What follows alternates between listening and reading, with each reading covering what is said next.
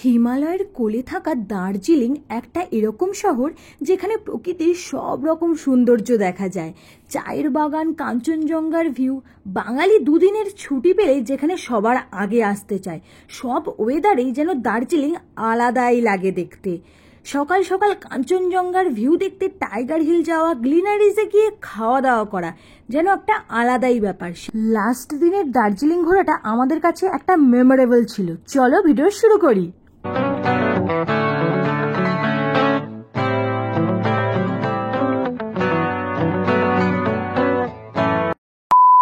দার্জিলিংয়ে এটাই ছিল আমাদের লাস্ট দিন। আর এই লাস্ট দিনে আমরা ভোরবেলা চলে গেছিলাম টাইগার হিলে সানরাইজ দেখার জন্য। 4:30 নাগাদ আমরা টাইগার হিলে সানরাইজ দেখার জন্য চলেও যাই, কিন্তু ওখানে এত লাইন পড়ে গেছিল গাড়ির যে আমাদের গাড়ি অনেকটা নিচে ছিল। আমাদের প্রায় 15-20 মিনিট হেঁটে ওপরে যে টাইগার হিলের পোর্শনটা ওখানে গিয়ে দাঁড়াতে হবে। তো তার জন্য আমরা অনেকক্ষণ ধরে হেঁটে গেছি। আর ওয়েদার প্রচণ্ড পরিমাণে খারাপ চলছে। আর তোমরা আগের ভিডিওগুলো দেখতে পারো যে কি সিচুয়েশনে আমরা দার্জিলিংটা ঘুরেছি পুরোটা। আর তাও দার্জিলিং ঘোরাটা আমাদের কাছে আলাদাই ব্যাপার ছিল। তো আমরা খুব আশা নিয়ে উঠছিলাম যে হয়তো আমরা যদি কোনোভাবে কাঞ্চনজঙ্ঘার ভিউ প্লাস সানরাইজটা দেখতে পাই। পুরো ফগ হয়ে যাচ্ছিল, তো আমরা আশা নিয়ে যাচ্ছিলাম যে এসছি যখন দেখেই আসি আর তোমাদের সাথে ভিউটাও শেয়ার করি।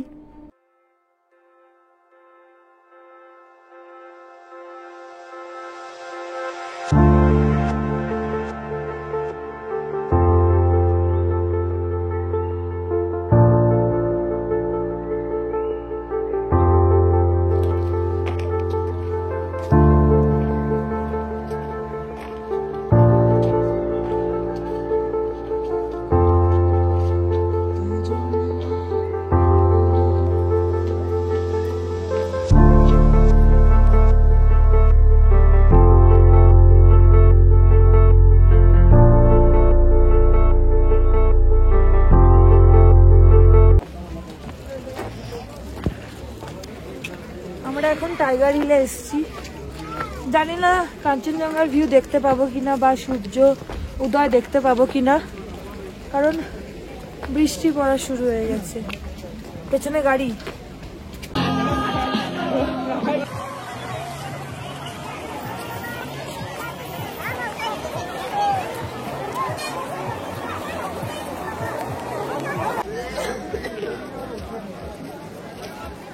তো কপাল খারাপের জন্য আমরা সানরাইজ দেখতে পারিনি। আর কাঞ্চনজঙ্ঘার ভিউ তো ছেড়েই দাও, এত ওয়েদার খারাপ ছিল।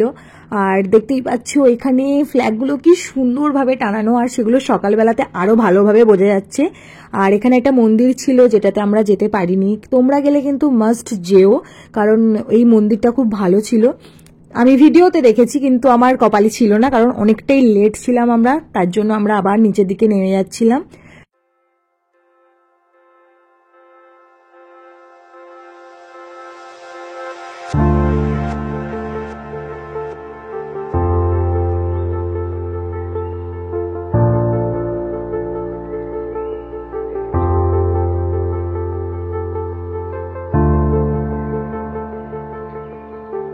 তারপরেই আমরা চলে যাই ফেমাস দার্জিলিং এর বুদ্ধা টেম্পল।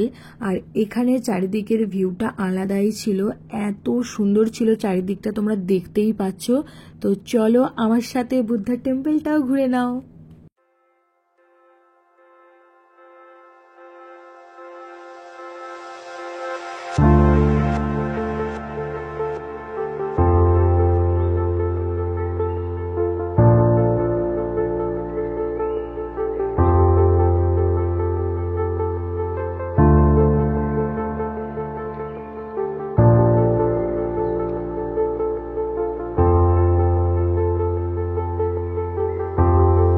তারপরেই আমরা হোটেলে চলে আসি। আর হোটেল থেকে ভিউটা সকালবেলা যেন আলাদাই লাগছিল।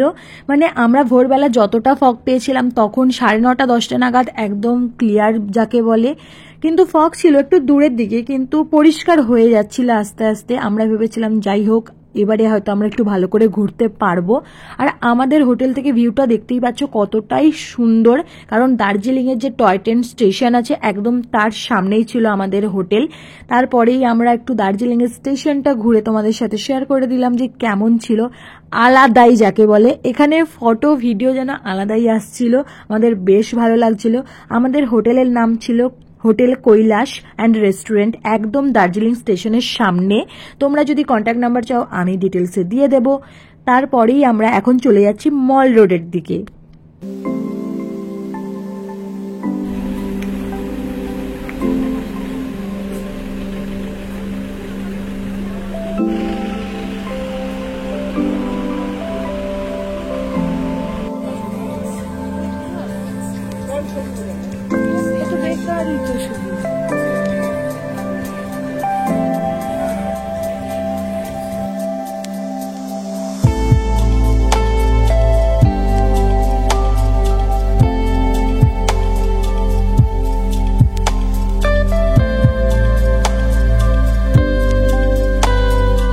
দার্জিলিং এসে গ্লিনারিজে খাবো না এটা কি করে হয়? তোমরা সবাই জানো ফেমাস বেকারি গ্লিনারিজ। আর এখানে আমরা চলে গেছিলাম ব্রেকফাস্ট করার জন্য, ইংলিশ ব্রেকফাস্ট, যেটা আমাদের খুব ট্রাই করার ইচ্ছে ছিল। তো ফাইনালি আমরা একটা টেবিল পেয়েছি, ওখানে ওরা বসেছে। আমরা চেষ্টা করছি ওইদিকে চলে যাওয়ার, যদি একটা টেবিল ফাঁকা পেয়ে যাই। কিন্তু এখান থেকে ভিউটা জাস্ট অসাধারণ বলতে গেলে।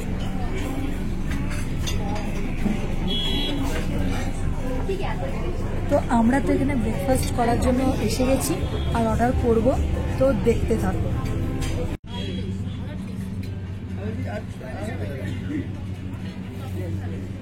তো সবার ফার্স্টেই আমরা অর্ডার করে দেই এরকম ইংলিশ ব্রেকফাস্ট, যেটার প্লেটে এত কিছু ছিল, একদম টেস্ট ফাটাফাটি ছিল। তারপরে একটা চিকেন স্যান্ডউইচ অর্ডার করি আর একটা কফি অর্ডার করি, একদম ফাটাফাটি খাওয়ার দাওয়ার ছিল। আর আমাদের ব্রেকফাস্টটা সকালে যেন জমে যাচ্ছিল।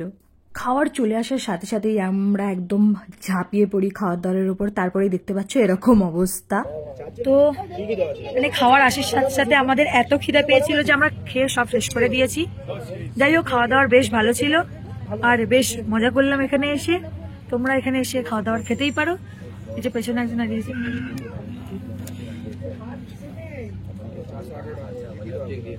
তো আমরা হোপে খাওয়া দাওয়া করে হোপের সামনে অনেকগুলো ফটো টটো তুলে নিয়েছি, নিয়ে এখন ভালো ব্রেকফাস্ট করেছি। একদম একদম হেভি ভালো সেই সেই সেই তারপরে আমরা একদম মাঝে মাঝে বড় লোকের চাল করে দিই, কিছু মনে করবেন না আপনারা। মাঝে মাঝে একটু খরচা করা উচিত নিজের জন্য, সবসময় টাকা জমালে হয় না, একটু নিজেকে প্যাম্পার করার জন্য একটু দরকার, একটু ভালো কিছু। যাই হোক, তো এখন আমরা আবার সাইড সিন গুলো কভার করবো, যেগুলোতে আমরা সবসময় লেট করে যাচ্ছি। তো চলো যাওয়া যাক। তারপরেই আমরা একদম চলে যাই মল রোডের যেই জায়গাটাতে। আর এই জায়গাটা যেন আলাদাই লাগছিল আমার দেখতে, বেশ সুন্দর সাজানো গোছানো। তো আমাদের গাড়ি আসতে একটু লেট ছিল, তার জন্যই আমরা দার্জিলিংয়ের এই মল রোডের চারিপাশটা ঘুরছিলাম। চলো দেখতে থাকো।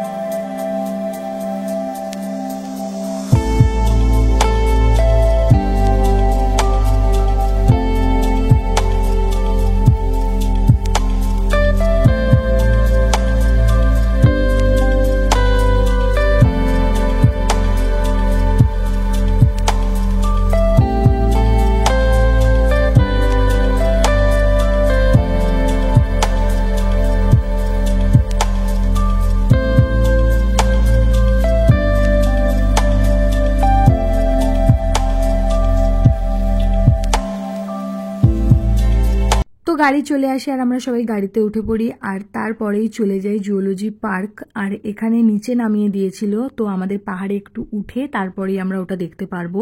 তো চলো দেখি কি আছে।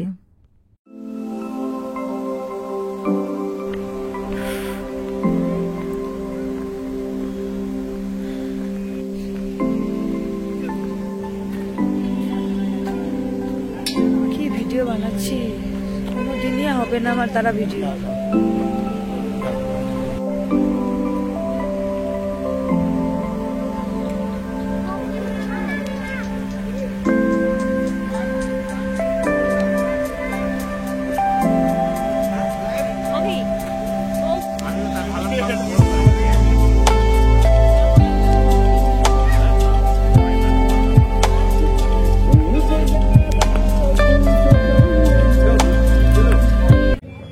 তো এটা যে ভুট্টা খাওয়ার মজা আলাদা, আমাকে বলতে দে।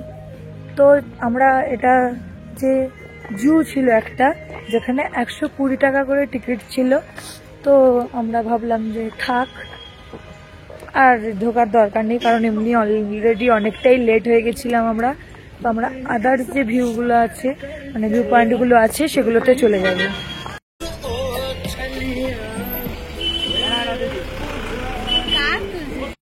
এটা ছিল একটা ফেমাস স্কুল, এখানে হচ্ছে ইয়ারডন সিনেমার শুটিং হয়েছিল, আর আমরা এখানে দাঁড়িয়ে কিছুক্ষণ দাঁড়িয়ে দেখছিলাম। বাপরে বাপ, এত বড় স্কুল, আর এখানে কত বড় লোকের বাচ্চা কাচ্চা পড়ে।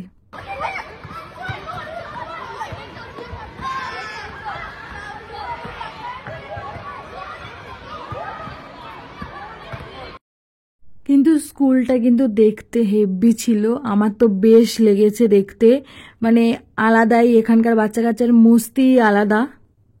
তারপরে আমরা চলে যাই যে রক ক্লাইম্বিং ট্রেনিং যেখানে হয় ওই জায়গাটাতে। তো এখানে আমাদের কিছু কাজ ছিল না, তো আমরা চলে যাই হ্যাপি ভ্যালিতে। আর হ্যাপি ভ্যালিতে এসে দেখি চা বাগানের অবস্থা একদমই খুব খারাপ, মানে চা বাগান দেখাই যাচ্ছিল না। তো আমরা এখানে কিছু ফটো টটো তুলে আবার হোটেলের দিকে ফেরত চলে যাই, কারণ এই করতে করতেই আমাদের 3টে সাড়ে 3টের বেশি হয়ে গেছিল। চা পাতার একটু শর্ট এখন। এখানে চা পাতার গাছগুলো খুব মরা মরা, জানি না কেন, হয়তো এখন টাইম নয়, আমরা সেই সময় এসছি, মানে একদম দূরে দূরে খুব কম, একদম দেখাই যাচ্ছে না সেরকম ভাবে যে ঘন ব্যাপারটা। তো আমরা একটু এখানে একটু ঘুরে আবার চলে যাব, আর কি করব।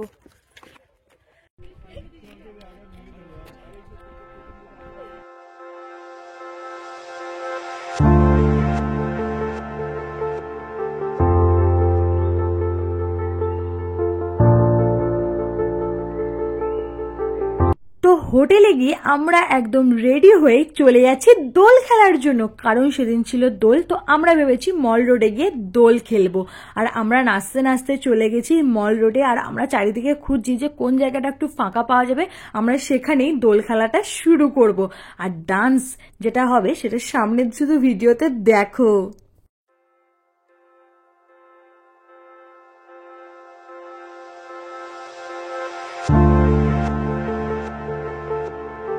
পাহাড়ে গিয়ে এরকম মল রোডে এরকম হোলি সেলিব্রেশনের যে মজাটা না, যেন আলাদাই ছিল। এই দিনটা আমরা কোনোদিন ভুলবই না, কারণ ওখানে আমরা যে পরিমাণে হোলি খেলছিলাম আর সবাই আমাদের সাথে এসে হোলি খেলছিল, যেন আলাদাই ছিল এই ব্যাপারটা।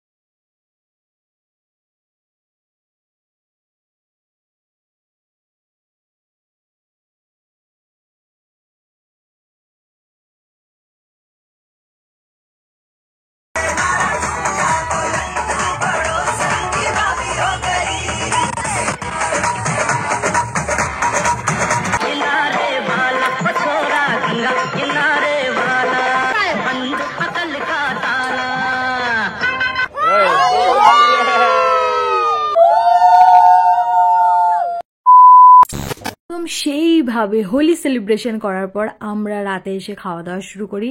আর তোমাদের আগের ভিডিওতেও বলেছি এই হোটেলের খাওয়া দাওয়ার একদম সেরা যাকে বলে। তো আজকে ছিল লাস্ট দিন আমাদের দার্জিলিংয়ের, আর আমরা খুব মজাও করেছি, আর আমাদের একটু খারাপও লাগছিল যে আজকে লাস্ট দিন। তো পরের দিন সকালেই আমাদের ট্রেন, আর সকাল হয়ে যায় আর আমরা শিলিগুড়ি স্টেশনের দিকে চলে যাচ্ছিলাম। তো রাস্তায় এত চা বাগান পেলাম না তারপরে। তো নেমে ফটো তোলার মতো কারোরই এনার্জি ছিল না। আমি এই চা বাগানে আগেও ফটো তুলেছিলাম যখন আমি সিকিম গেছিলাম, কিন্তু বেশ ভালো লাগছিল। আর মনে দুঃখও ছিল যে আজকেই শেষ, ঘোরা কমপ্লিট, আবার আমাদের সেই ব্যস্ত জীবনে ফিরে যেতে হবে। আর কিছু করার নেই, মাঝে মাঝে একটু আনন্দ আলাদাই জীবনে একটা অনুভূতি দেয়। তো তারপরেই আমাদের ট্রেন আসবে, আমরা স্টেশনে দাঁড়িয়ে আছি, দুজন শিলিগুড়িতেই থেকে যাবে কারণ ওদের বাড়ি এখানে, আর আমরা ট্রেনেও কুর্চন করা ছাড়িনি। আমরা লাস্ট দিনেও খুব মজা করতে করতে গেছি, দেখতেই পাচ্ছ আমরা তাস খেলতে বসেছি। আর আমি কোনোদিন তাস সেভাবে খেলি না, কিন্তু ওখানে গিয়ে হেভি মজা হচ্ছিল। ট্রেন থেকে নেমেও আমরা রিল বানিয়েছি, সেগুলো আমার সব ইনস্টাগ্রামে গিয়ে দেখতে পাবে। তো যাও আমার ইনস্টাগ্রাম ফেসবুকটা একটু ফলো করে আসো। তারপরে যে যার নিজেদের বাড়ির দিকে চলে যেতে হবে, কারণ আমরা কলকাতা স্টেশনে নেমেও গেছি। তো সবার সাথে বিগ হাগ করে আমরা চলে যাচ্ছিলাম এবার বাড়ির দিকে। আর তারপরেও মনে হচ্ছিল যে ইস, আবার ব্যাকে ট্রেনটা ধরি আর আবার পৌঁছে যাই দার্জিলিং, আবার গিয়ে খুব মজা করি, কিন্তু সেটা সম্ভব না। তো চলো ভিডিওটা এখানেই এন্ড করছি, দেখা হচ্ছে পরের ভিডিওতে, টাটা।